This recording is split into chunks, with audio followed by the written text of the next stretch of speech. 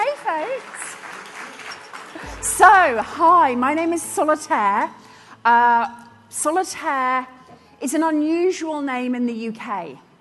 My parents tell me it's because when I was born, they held me in their arms and they said, this is our first child, this is our precious child, this child is like a diamond, she's a solitaire. However, when I was about 14, I found out the real story. Mum and Dad, if you're watching online, yes, I know. The real story is that I was born 6 months after the James Bond movie Live and Let Die came out.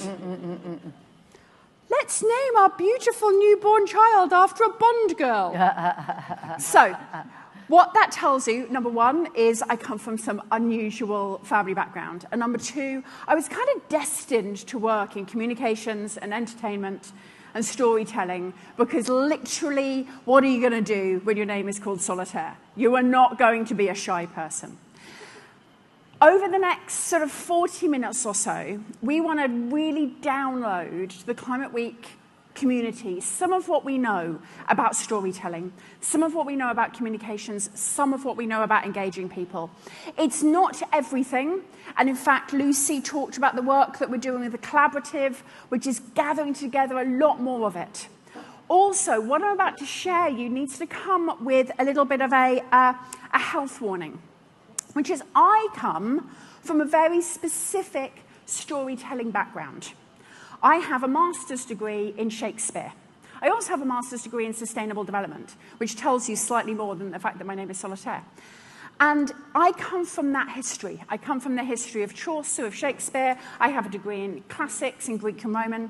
It's not the only storytelling tradition.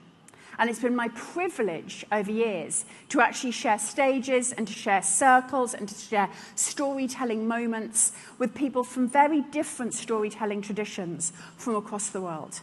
And in fact, the work we're doing with the collaborative is gathering those storytelling traditions from indigenous communities, from Middle Eastern communities, from South American communities, from Asian communities, from different storytelling traditions, different storytelling emotions, different ways into storytelling. So that's just a moment of recognition that what I'm about to share with you is from a particular storytelling tradition. But it's a storytelling tradition that had a great deal of influence on this nation that we're standing in right now.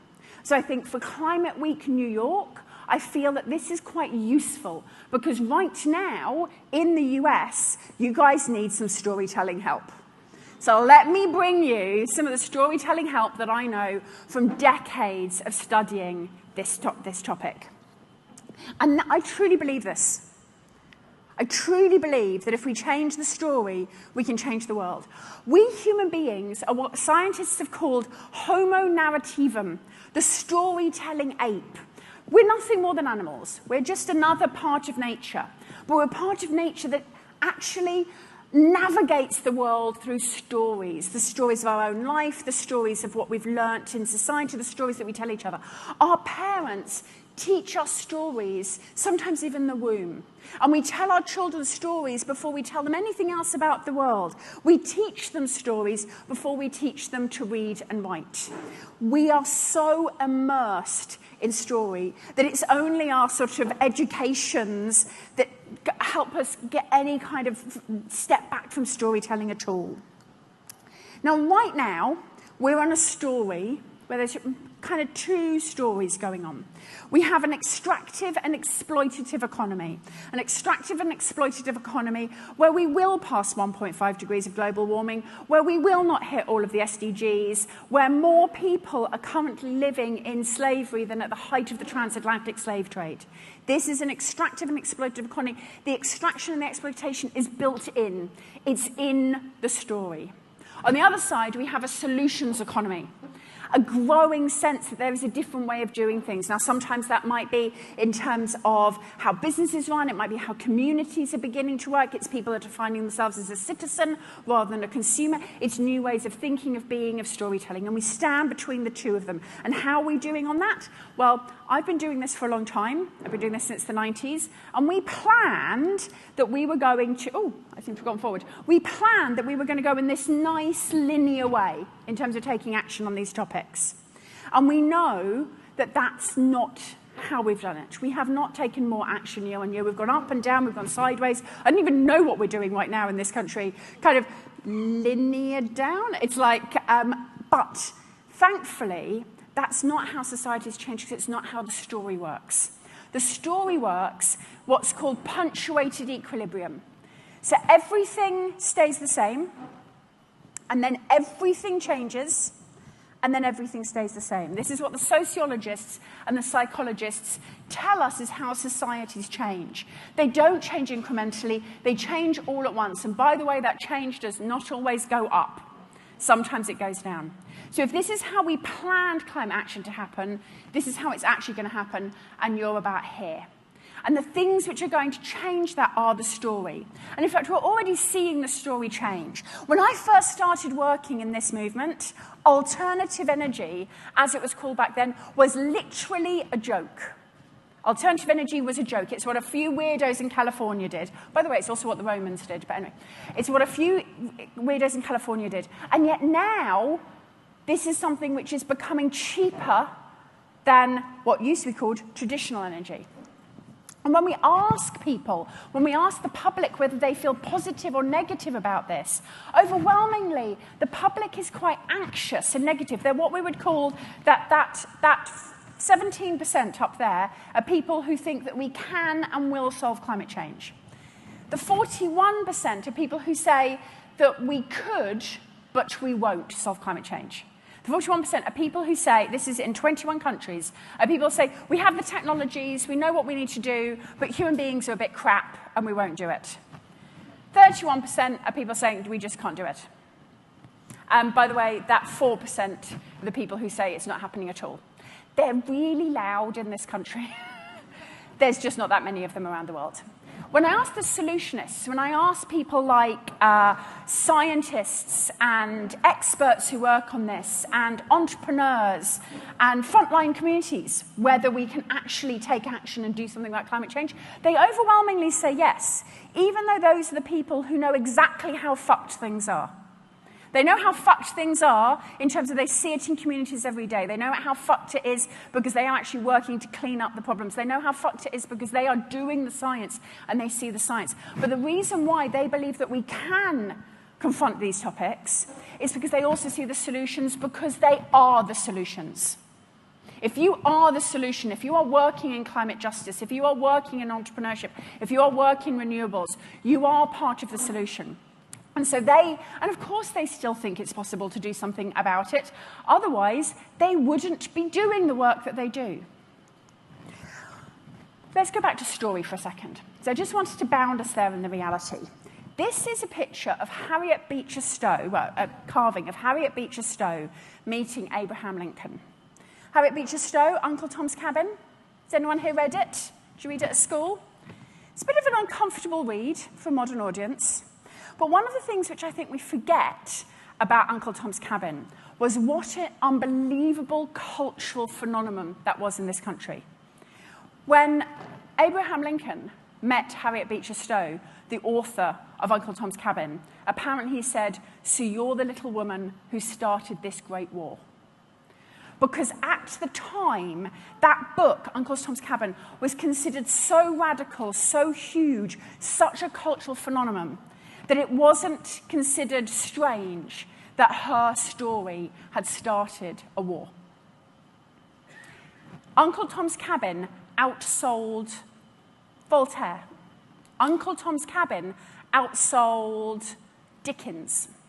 Uncle Tom's Cabin outsold Austen. In the 18th century, Uncle Tom's Cabin outsold everything except the Bible. We, sitting where we are now, have no idea what huge that story was. and how much it affected people's perception. How much it affected people's perception during a period of time when the actual stories of people who had actually escaped slavery were available for everyone to hear. That's the difference between a first-person narrative, that all of us have our own lives, and a story that meets the rules of story. We talk about story a lot in sustainability, and a lot of the time we don't know what we're talking about, because what we talk about is everything being story. Everything is not story. There are rules to story, there are structures to story, there are beats to story. A story is about managing and not telling your authentic story. It's about managing your audience's emotion to make them go through an emotional journey to an emotional outcome you're seeking to get them to. You curate your audience's emotion. If you're creating your emotion in order to tell your story, and it may or may not have an impact on your audience, that is a first-person narrative. Storytelling is a managed emotional journey for your audience. And that's something we don't do in sustainability. We don't do in climate. We manage information. We manage data. Sometimes we manage narratives and case studies. What we don't do is manage emotion. And I believe stories will save us, not least because stories are 22 times more likely to be believed than facts.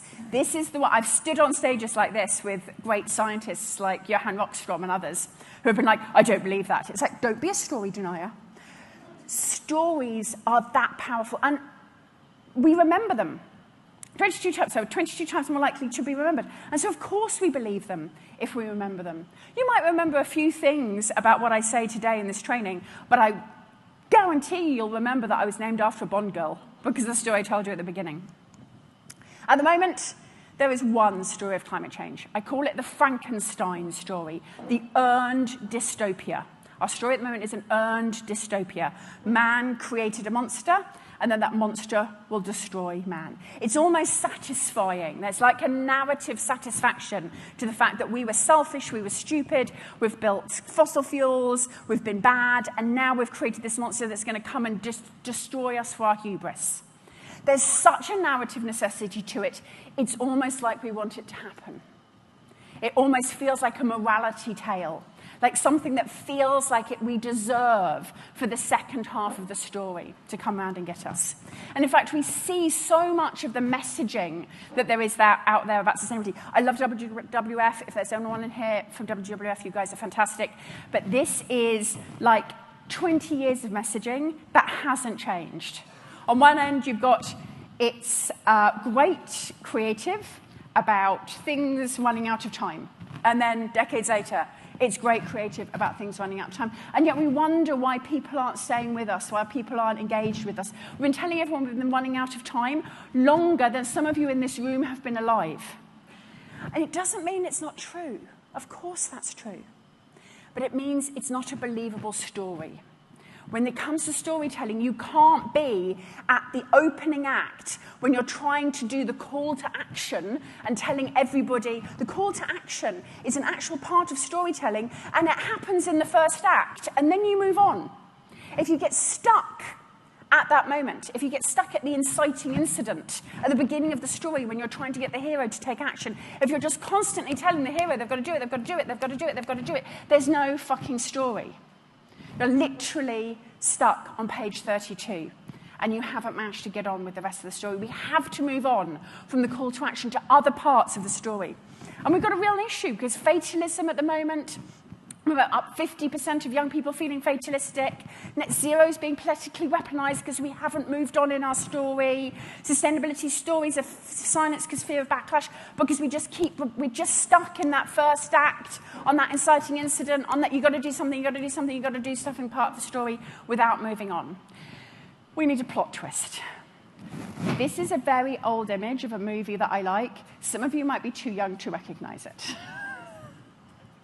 Now, at the moment, there's sort of three stories that are out there, sort of in the zeitgeist, three stories in society that go up against this first story.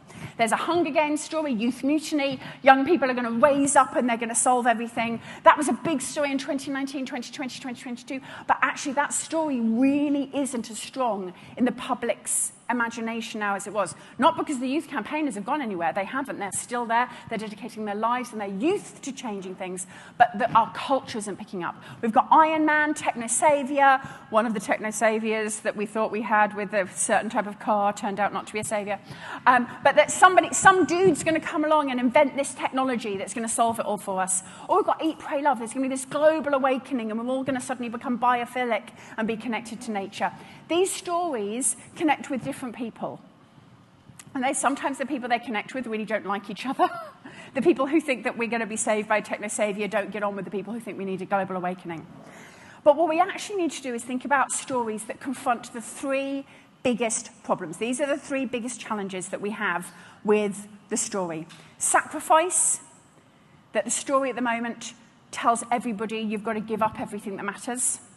Agency, the story doesn't give people a sense of agency. One of the things which annoys the hell out of me is how much we dismiss things like consumer action or household purchases, and we aggrandize public activism and political activism, and yet somehow forget the fact that round the world, many, many women can't get involved in political public activism because it's too dangerous.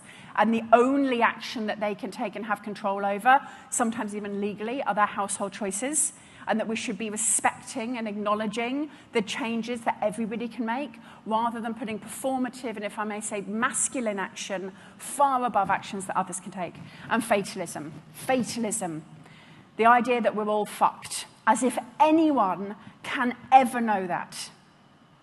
As if anyone can ever know what's going to happen. As if anyone could promise that they absolutely can guarantee what the world will look like in 20 years. I'm 50. I'm exactly the same age as the internet. Nobody could have told us what the world would be like now when I was young. Hey, tomorrow an asteroid might hit us and it might all be over, or the aliens might come down and it might all be solved. Nobody fucking knows. But if you're fatalistic, I can tell you one thing, you won't do anything to change it.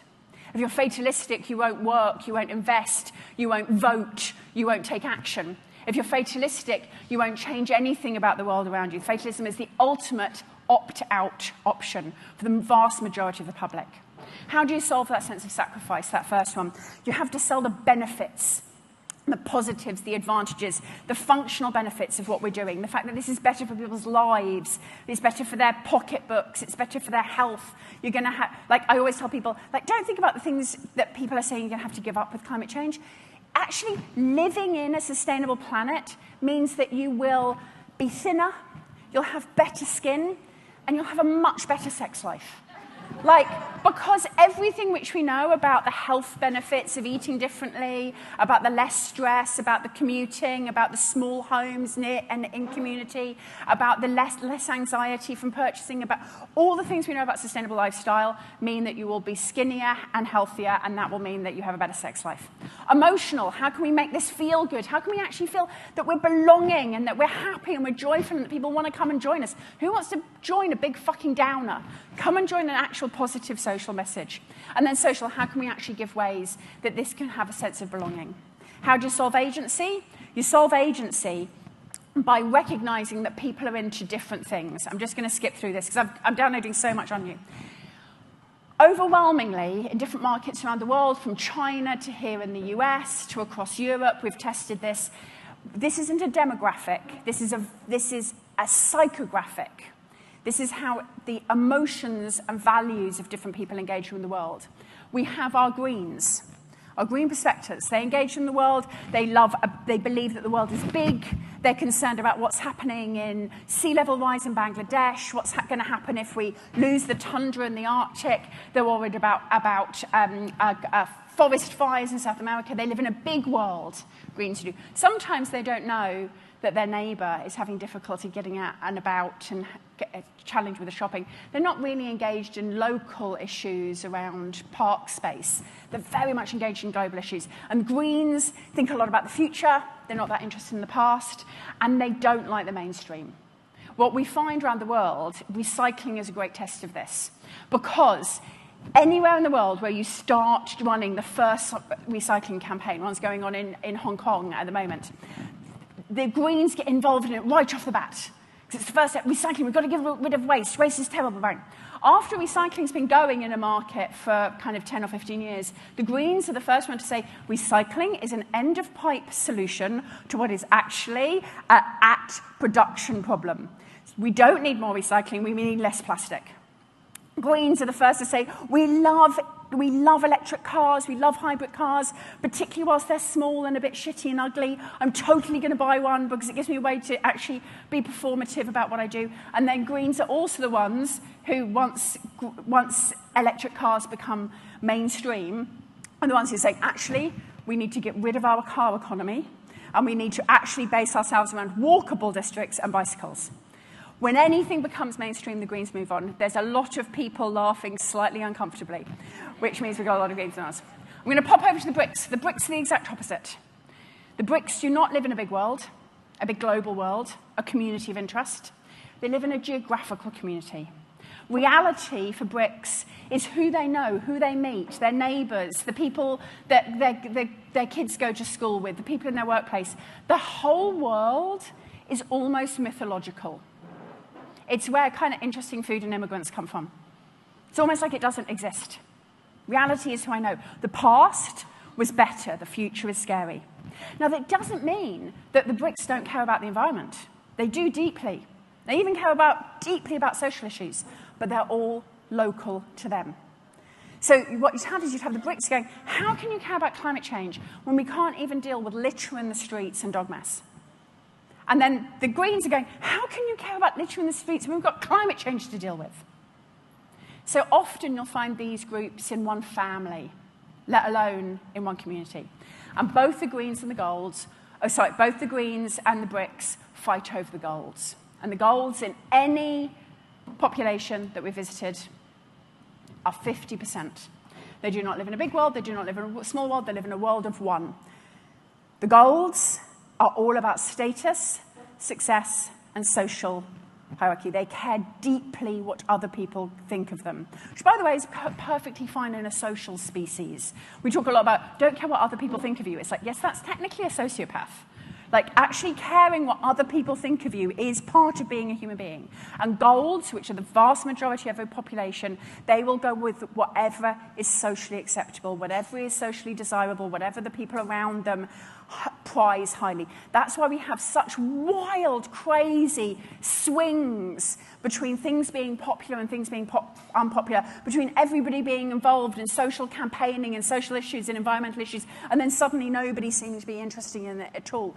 It's because we weren't seeing a values shift when everybody got involved in things like Fridays for Future and Black Lives Matter and all these topics and Me Too.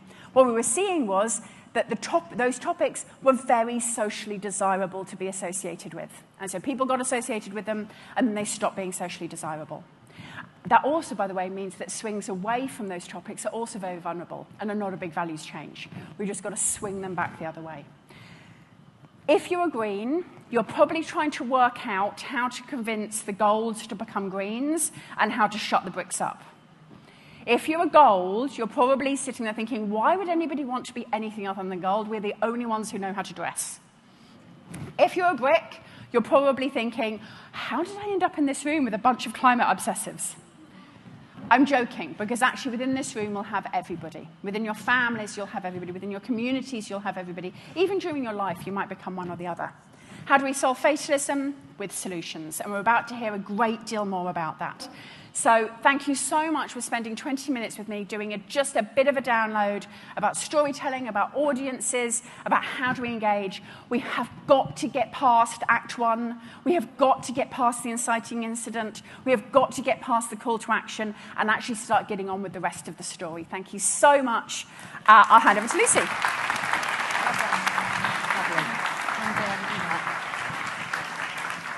So you just do this. Thank you, Solly. And we're going to go straight in to hear more from Tanzil. Tanzil Hussain is the CEO and founder of Pluk TV. I'll come up. CEO and founder of Pluk TV and an absolute expert in this area. So from Solly to Tanzil and then over to you. Tanzil, yeah, round of applause. Thank you so much. Thank you, Lucy. Thank you. Can everyone hear me clearly? My deck's not up. But I'll quickly explain. I run a platform called People Like Us Create. It's one of the most unique names we could find. We started about 7 years ago. It had one big goal, right? I love storytelling, I love community building, and we wanted to combine it together to create an ecosystem where every strategy that you see, which is top-down, and every person who wants to ever share a story can share a story and constantly earn a livelihood through creative freedom and creative expression that stories go on. 7 years ago, I only had $300 in my pocket and 5 people I could train. 7 years later, 500,000 people we've trained across different parts of the world, mainly being India. 300,000 of them use our platform to earn a livelihood, to tell amazing stories. These are people who are farmers. These are people who are marginalized communities in some of the most climate vulnerable areas. These are rural self-help group women who want to run businesses and increase income. But these are also filmmakers, some of the biggest influencers, creators who want to learn new narratives. And today, we're going to learn how to create our own decentralized storytelling campaign.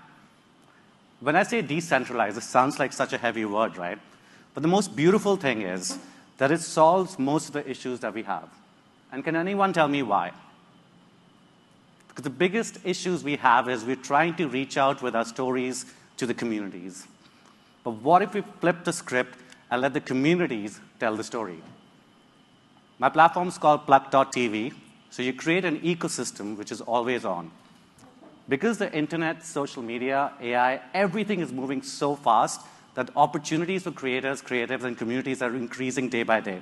And I'm going to show you some of the most interesting examples that you've actually seen for an always-on strategy. The difference is, when you create a communications campaign or a strategy or storytelling, it's usually a top-down approach. It reaches out to very simple audiences. Let me give an example. You spend thousands of dollars and so much time in creating one good film, and you put it up on the internet, put it up on YouTube, you put it up on anything. Unless you have a celebrity, it won't really reach out to a lot of people. Then you scatter around to do everything and anything under the sun to make sure that film reaches out to people. Or you spend a lot of money on ads. But what if we flip the script and actually got the communities to create stories themselves, which means instead of one film, you have the power to get 500 stories put on the internet at once, which potentially 30% of them have the ability to go viral following the narrative that you have. Which means if you decentralize the system, it's community-driven, it's community-first, you're not influencing a narrative, you're literally collecting narratives that already exist in a place, and you're sharing it for some of the highest engagements, which is organic. It's beautiful, isn't it? So every time I give talks like this, people are like, what do you do, man? And that's the same thing that I used to hear when I started the platform. Essentially, it works like this. If you have a community in any geography, any part of the world, right, it has the power to give you insights that you will never hear from any brand, any marketing survey, or anything, because you get it directly from them. You have an edge over anyone else because you can actually align with the vision the community has and the vision that you have. And it has this beautiful romance that starts when you start connecting with the communities, right? And the most beautiful part, solutions are the most important part. We've told and enabled millions of stories in the last 7 years. Not one of them is negative. Not one of them is doom scrolling. It's all about hopeful optimism solutions, because the most beautiful thing, except for a lot of us sitting in the room, the communities know what the solutions are. We don't need to tell them what the solution is. They have ancient knowledge right from solutions, which are the simplest solutions within their own realms, and they can do that.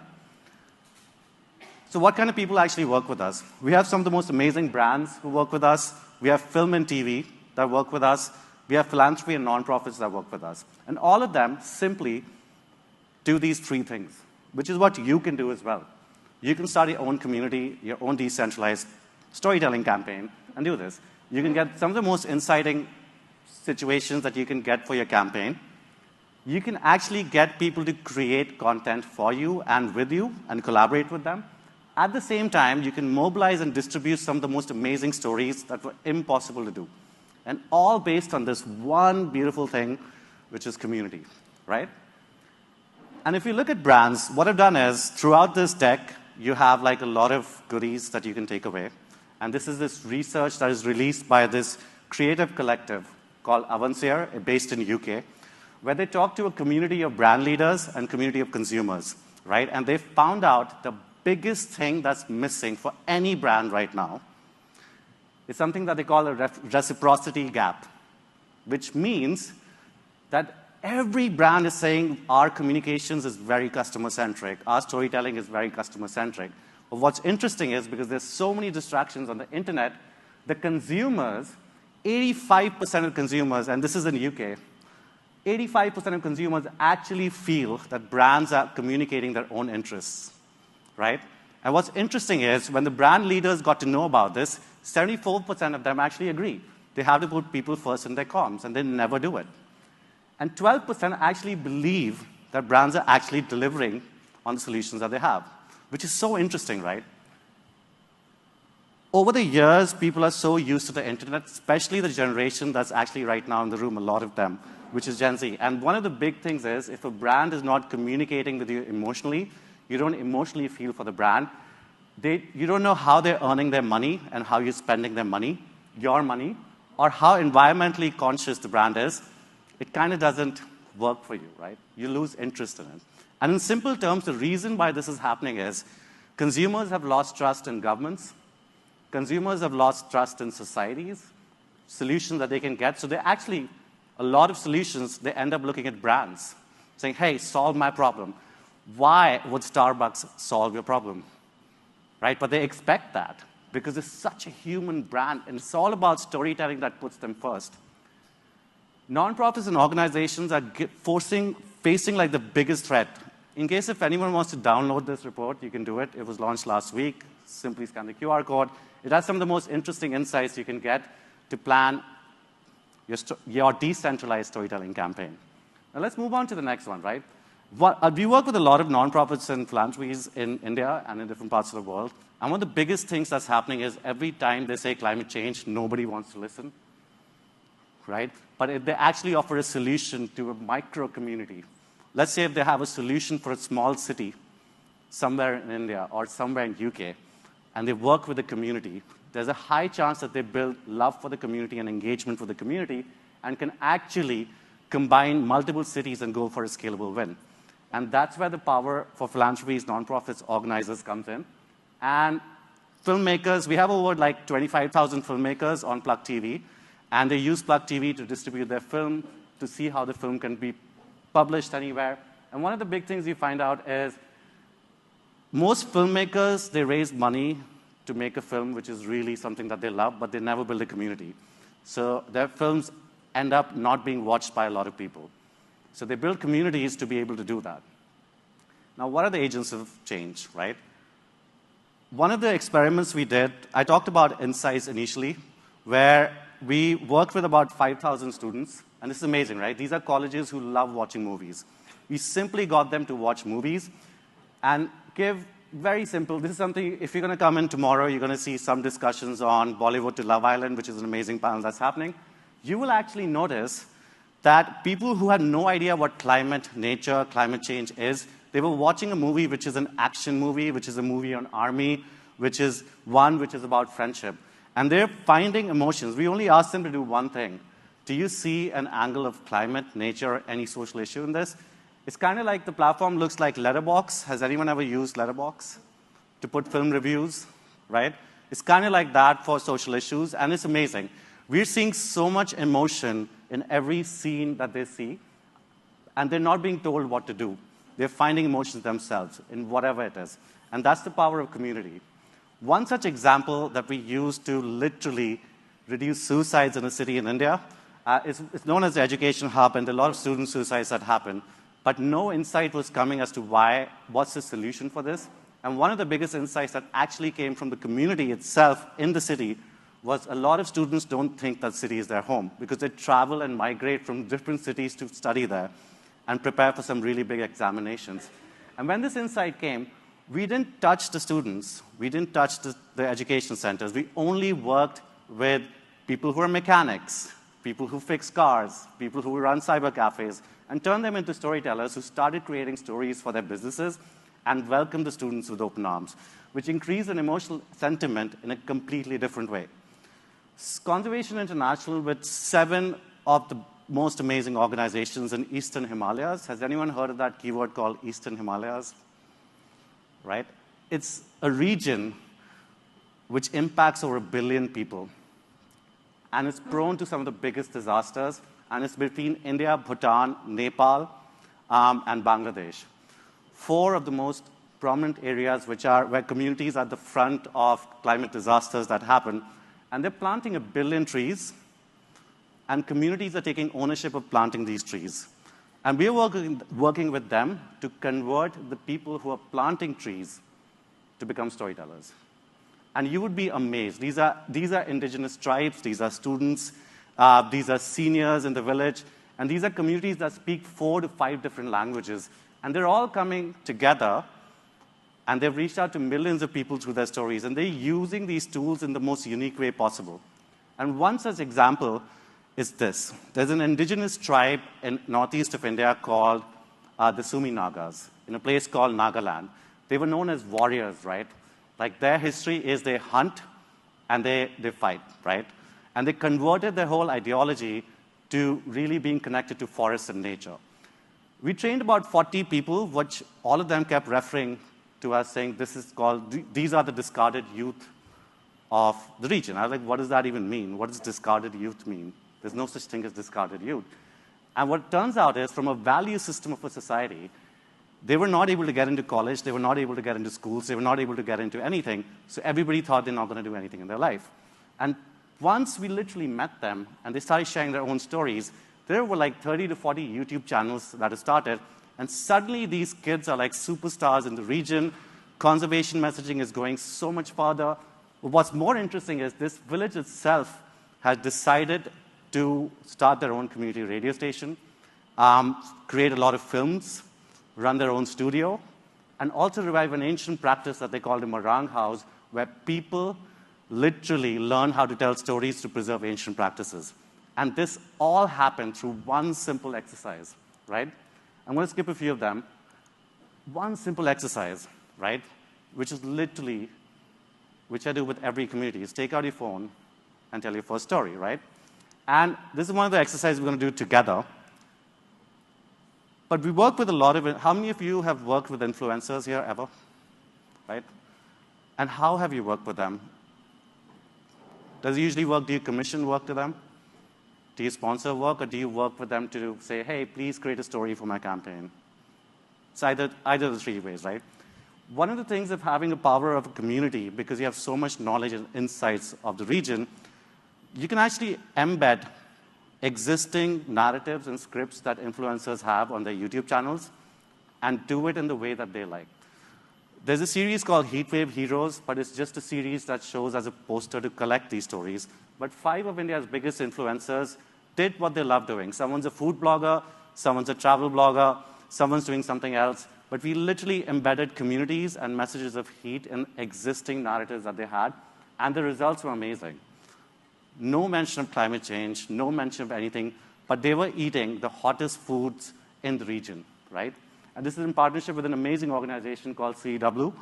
And you have a food blogger eating his favorite food, but in the hottest city in India, and discussing heat and meeting communities of heat. It completely transformed the way people look at stories. A network of 3.2 million women in India are learning how to tell stories to run their small businesses, grow their small businesses, and also tell the world that they can fix solar panels in completely different ways. And this is the biggest movement that has ever started on storytelling, of women doing that. You can use it to distribute your films, but I say this every time. So whenever we do this upskilling training and add people to the platform, there's a very simple message we ask them to do, right? The most powerful tool is in your pocket. Before we onboard them, before we tell their stories, before we get the stories out there, can anyone tell me what it is? It's obviously your phone, right? How many of you are actual creators here? How many of you have told an Instagram story? Oh, you raised your hand. Nice. Very cool. One creator. Insane. How many of you have actually told a story on social media that just said, oh my God, look at this? Or anything? Sully? I saw your story on Solutions House. Last time, Solly and me were doing this in Dubai. We had all the senior policy officials using their phone to literally tell a story on what they're doing at COP.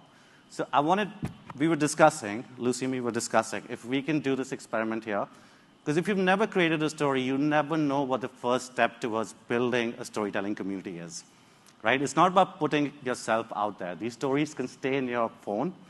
But if you're going to build your own community that people need to tell your stories, you need to make that first effort. And we have made the first effort over here that we gathered here, right? Inside Solutions House, in a really, really amazing space, in an amazing venue. So can we do this? Can we all take our phones out? Can I see the phones? Especially people who are yawning. Let's do this. Can we see the phones, right? Okay. It's fairly simple. Very simple. But we're going to make it a little more dramatic, right? So we're so many people in one room. We don't have a mic. We don't have good lighting. We have nothing. But what we do have is drama, right? And we can create drama. And it's very simple. So you switch on your camera.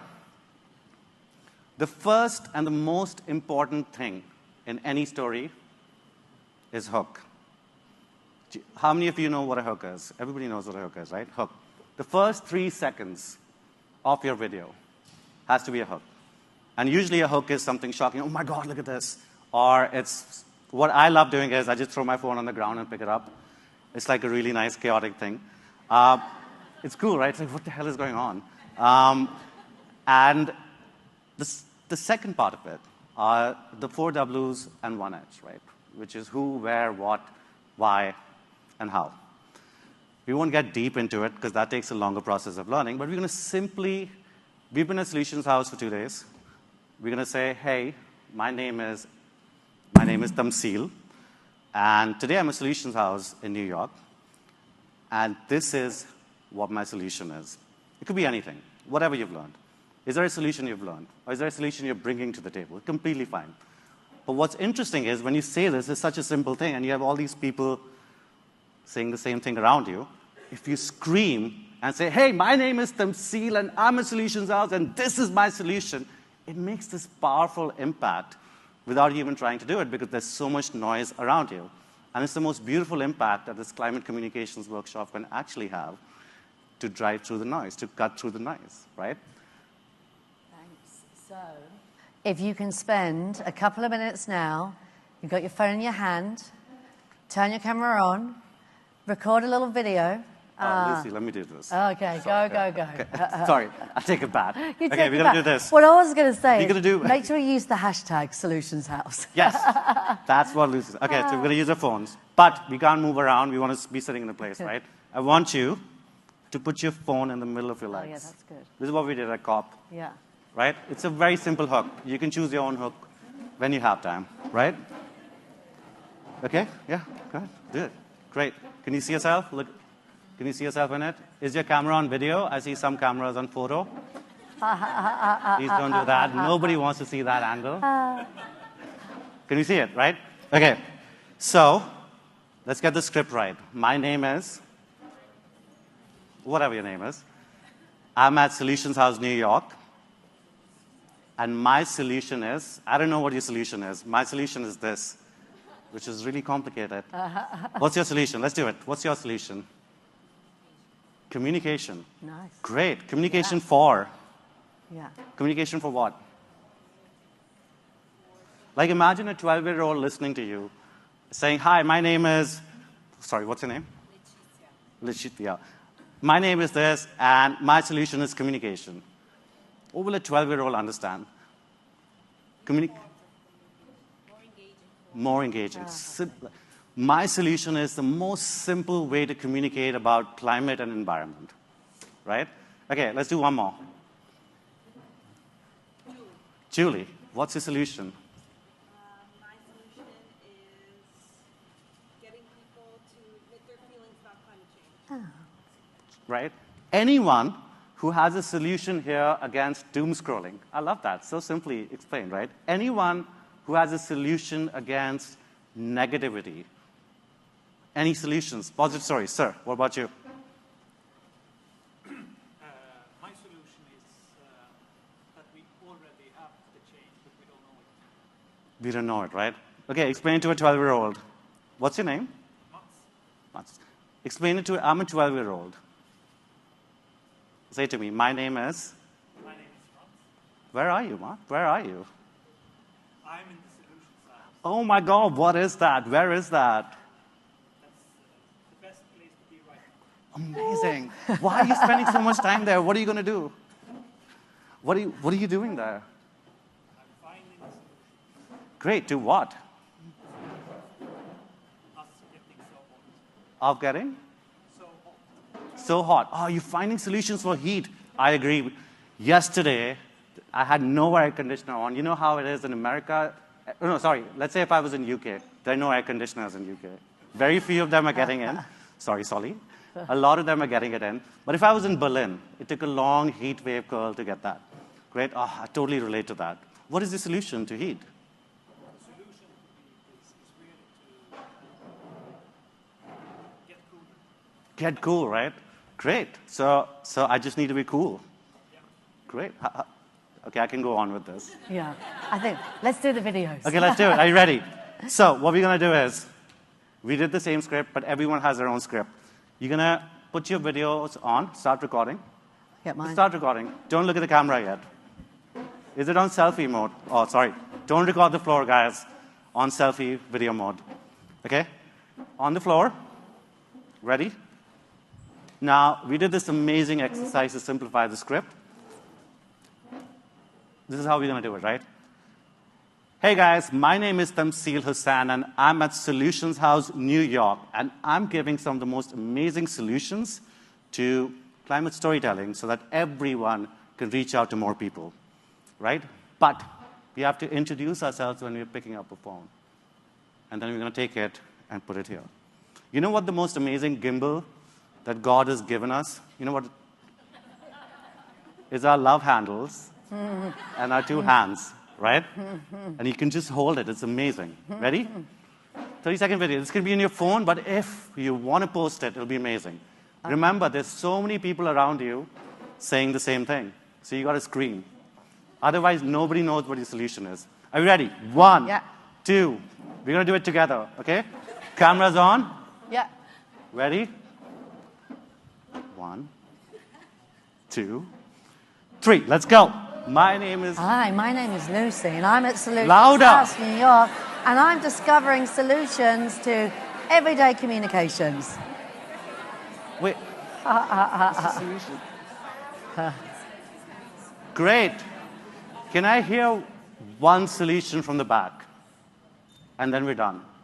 You can save this video, but if you really want the world to know it, this is your first step of you can do this with any community. Doesn't mean what language they speak, nothing. Everybody knows how to do these simple things. And that's the journey of how you start building a decentralized storytelling campaign. It literally starts like this, and then your life connects with stories constantly. Okay, one more solution. Do you want to say it? Right? Yes? Yep. I don't know your name. You, yeah. Great. What's your name? Is it what? What? Hey, hi, composting. Okay, thank you guys. All right, well done. Thank you. Do you want me? Of course.